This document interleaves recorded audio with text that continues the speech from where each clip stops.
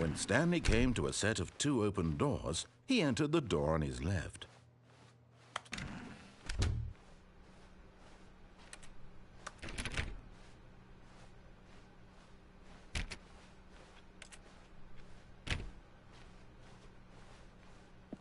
Yet there was not a single person here either.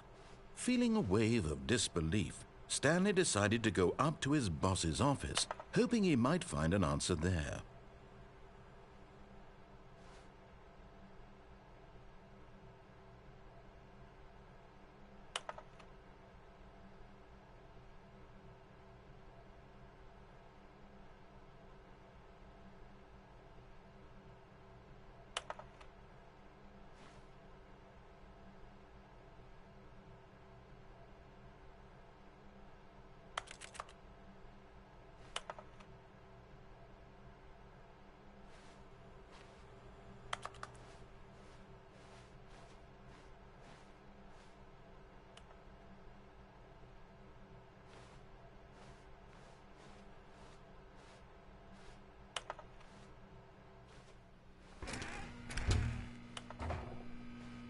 Stanley stepped into the broom closet, but there was nothing here, so he turned around and got back on track.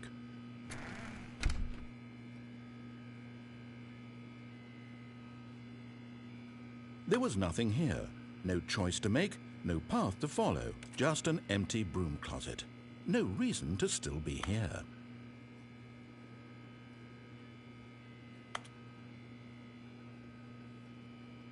It was baffling that Stanley was still just sitting in the broom closet. He wasn't even doing anything. At least if there was something to interact with, he'd be justified in some way. As it is, he's literally just standing there doing sweet FA.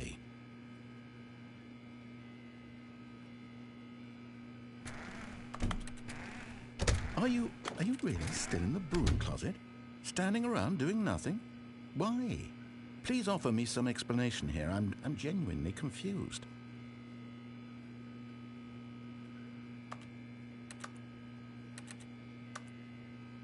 You do realize there's no choice or anything in here, right? If I'd said Stanley walked past the broom closet, at least you would have had a reason for exploring it to find out. But it didn't even occur to me because literally this closet is of absolutely no significance to the story whatsoever. I never would have thought to mention it.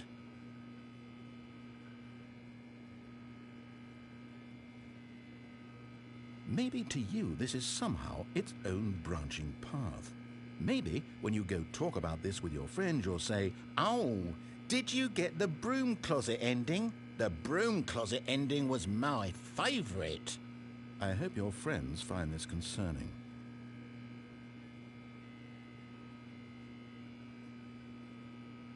Stanley was fat and ugly and really stupid. He probably only got the job because of a family connection. That's how stupid he is. That or with drug money. Also, Stanley is addicted to drugs and hookers.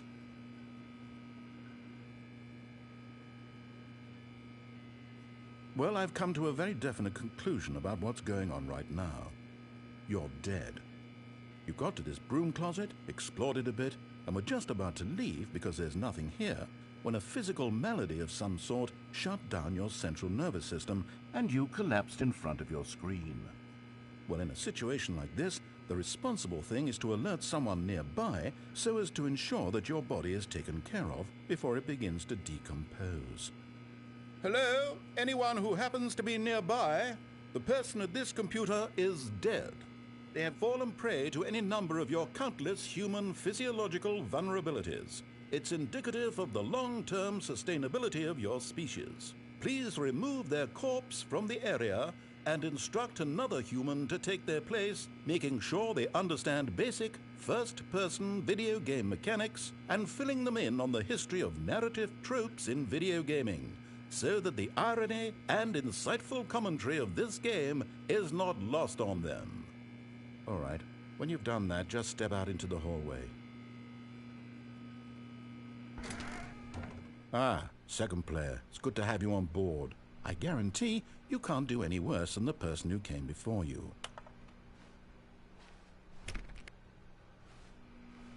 You too? Unbelievable. I'm at the mercy of an entire species of invalids. Perhaps there's a monkey nearby you can hand the controls to. A fish? Fungus? Look, you can hammer out the details. I'm not particularly picky. I'll just be waiting for when you're ready to pick up the story again.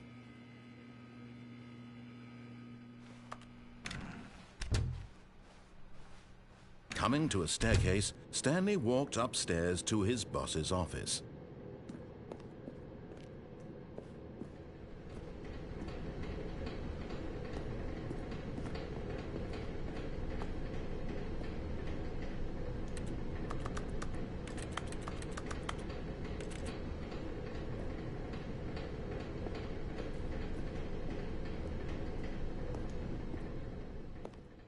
But Stanley just couldn't do it. He considered the possibility of facing his boss. Admitting he had left his post during work hours, he might be fired for that.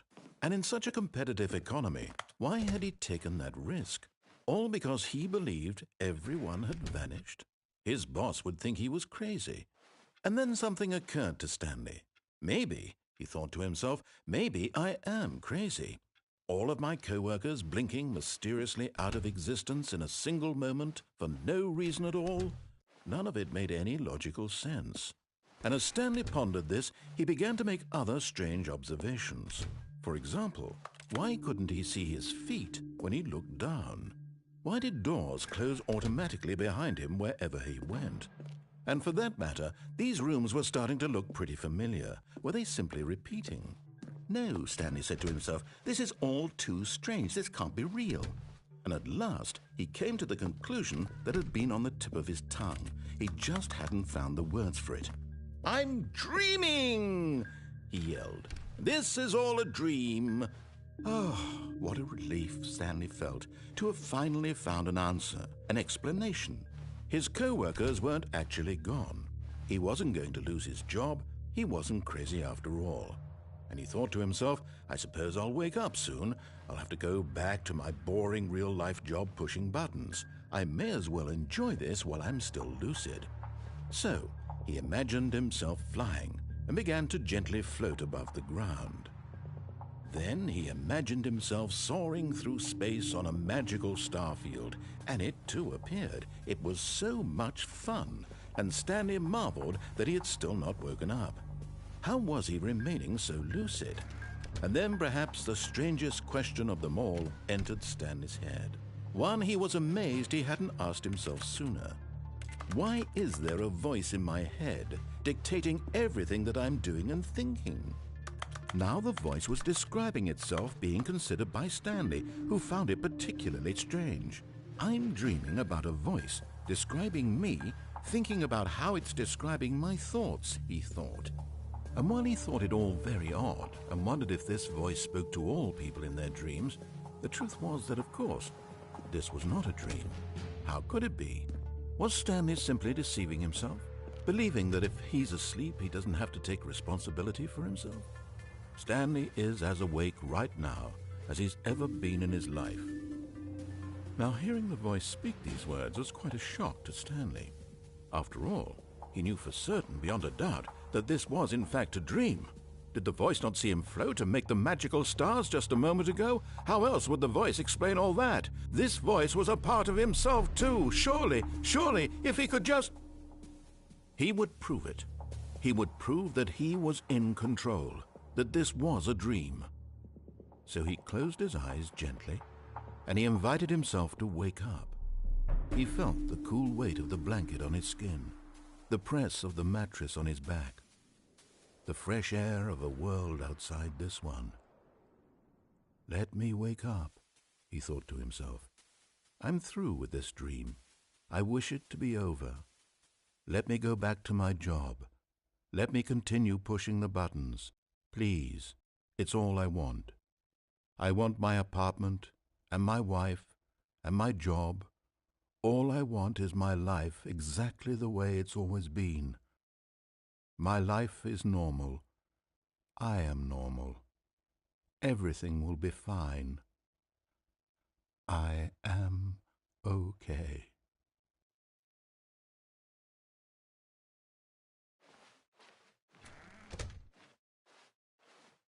Stanley began screaming.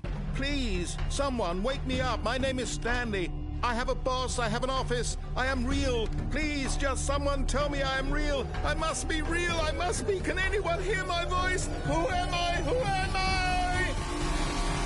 And everything went black.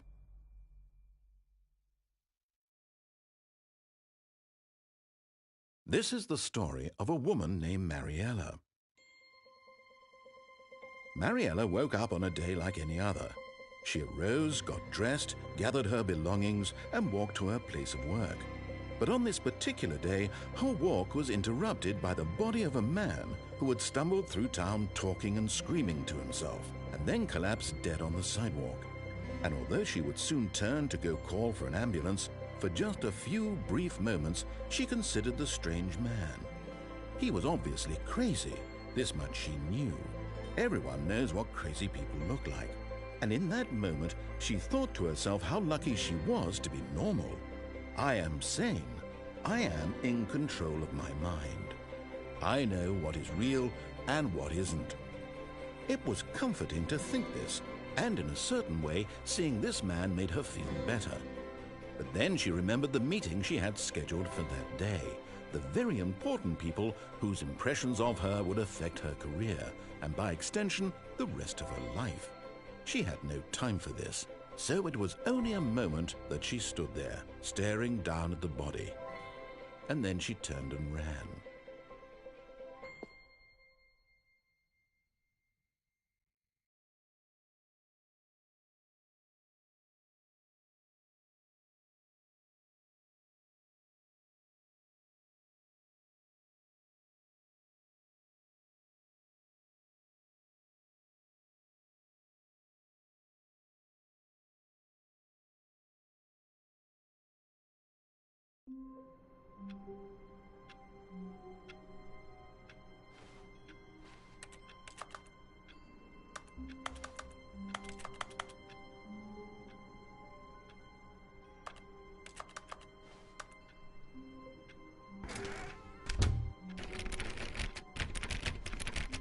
But Stanley simply couldn't handle the pressure. What if he had to make a decision? What if a crucial outcome fell under his responsibility? He had never been trained for that. No. This couldn't go any way except badly. The thing to do now, Stanley thought to himself, is to wait. Nothing will hurt me. Nothing will break me. In here I can be happy forever. I will be happy. Stanley waited. Hours passed, then days. Had years gone by? He no longer had the ability to tell. But the one thing he knew for sure, beyond any doubt, was that if he waited long enough, the answers would come. Eventually, someday, they would arrive. Soon, very soon now, this will end. He will be spoken to. He will be told what to do. Now it's just a little bit closer. Now it's even closer. Here it comes.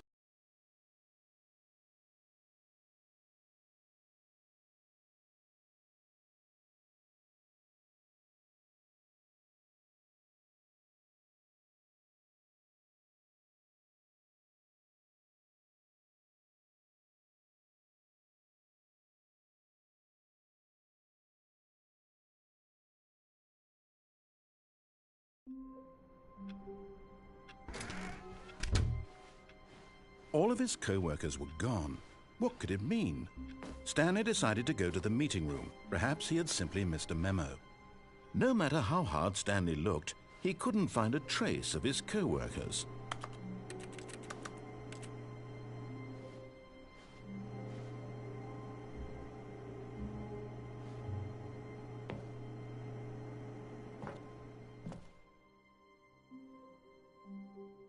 At first, Stanley assumed he'd broken the map, until he heard this narration and realized it was part of the game's design all along. He then praised the game for its insightful and witty commentary into the nature of video game structure and its examination of structural narrative tropes. So, now that you're here, what do you think? Isn't this a fun and unique place to be? Why don't we take a minute just to drink it all in? Okay, I'm over it now. What do you think? Are you sick of this gag yet?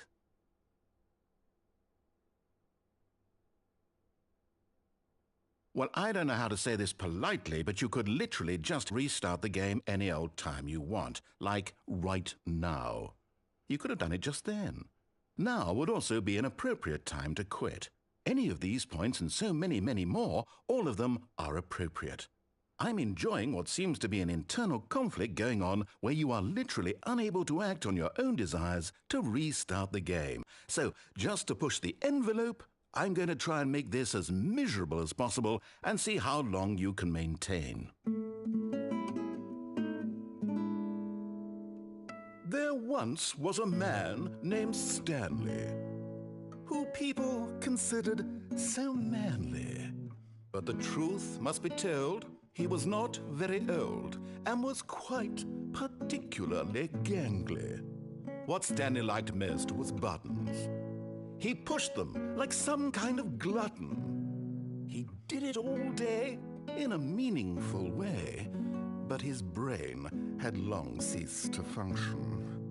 Which is why he is in this parable and lives an existence quite terrible.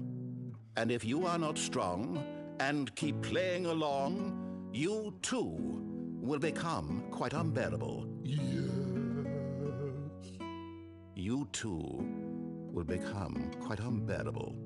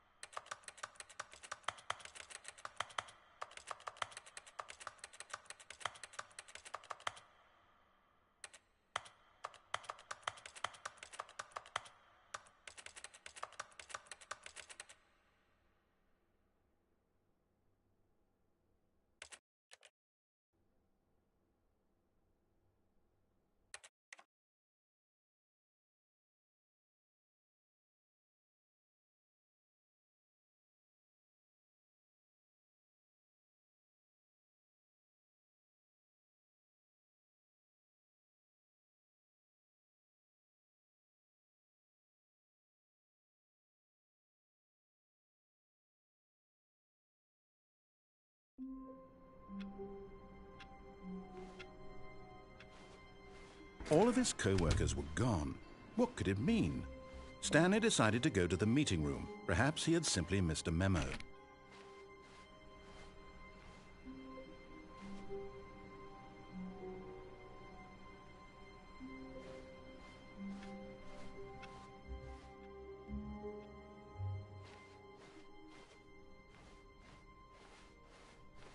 When Stanley came to a set of 2 open doors, he entered the door on his left.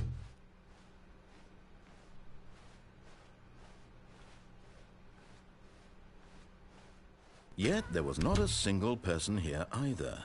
Feeling a wave of disbelief, Stanley decided to go up to his boss's. Oh no, no, not again. I won't be part of this. I'm not going to encourage you. I'm not going to say anything at all. I'm just going to be patient and wait for you to finish whatever it is you enjoy doing so. Coming to a staircase, Stanley walked upstairs to his boss's office.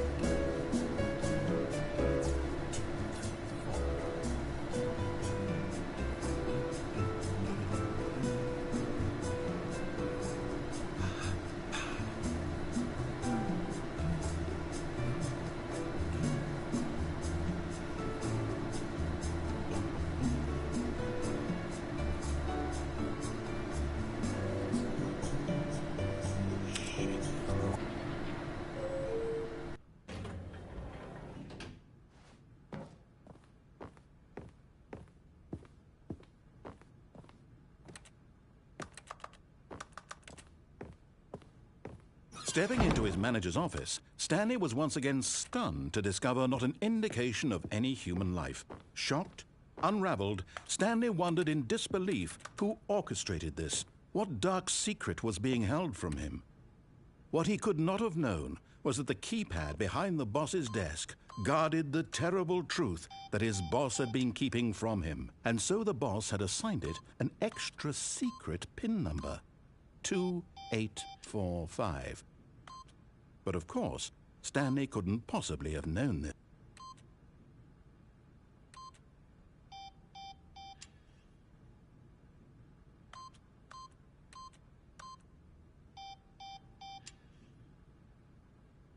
Stanley just sat around twiddling his thumbs. 8. Trying to input anything on the device was useless, since he could never possibly know that the combination was 2845. Yet incredibly, by simply pushing random buttons on the keypad, Stanley happened to input the correct code by sheer luck. Amazing. He stepped into the newly opened passageway.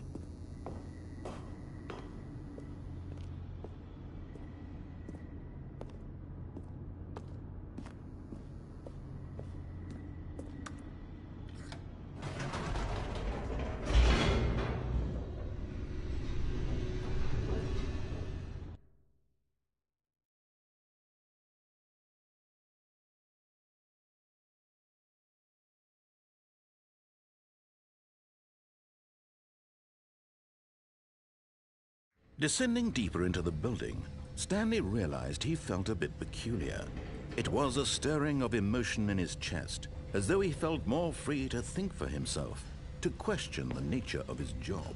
Why did he feel this now, when for years it had never occurred to him? This question would not go unanswered for long.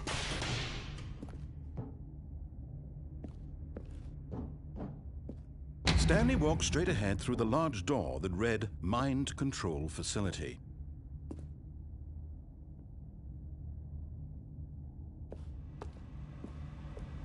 Although this passageway had the word escape written on it, the truth was that at the end of this hall, Stanley would meet his violent death.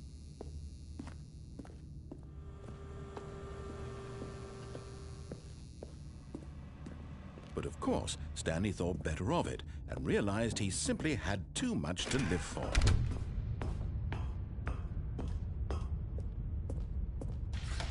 The lights rose on an enormous room packed with television screens. What horrible secret did this place hold? Stanley thought to himself. Aha! You've made it to the bottom of the mind control facility. Welcome! You see, back when the Stanley Parable first launched in 2013, getting to the bottom of the mind control facility was a bug that we simply didn't catch during development. And you all sent us lots of photos of it on Twitter and acted very superior about it. And you're all very, very clever. Good for you. Anyway, when it came time to update the game, we knew that we had to do something about this little goof of ours. So here you go. New content. You can call it the bottom of the mind control room ending, if that enhances your perception of the value of these updates. Isn't that what you crave? New content? Always more content, more, more. And I'm here to give it to you. I'm here to make it seem like we really covered every nook and cranny of the game with secrets and Easter eggs. How about this? We wrote a new piece of music just for this section. You won't hear it anywhere else in the game. It's a secret that's just for you. That's how special you are. We call this track Good Job You've Made It to the Bottom of the Mind Control Facility. Well done.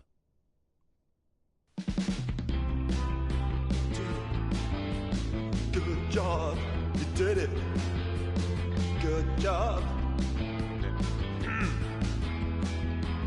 3, 2, 1. Good job, you made it to the bottom of the mind control facility. You jumped on the catwalk. You should have been careful. You should have been careful. It used to be a bug, but now it's an ending. Now it's an ending. I believe in you. I believe in your ability to cross this barrier and chase your dreams. But railings don't mean anything. Good job, you did it. Good job, you did it. Good job, you did it. Good job, you did it. Good job, you did it. Good job, you did it. Good job, you did it. Good job, you did it. Good job, you did it. Good job, you did it.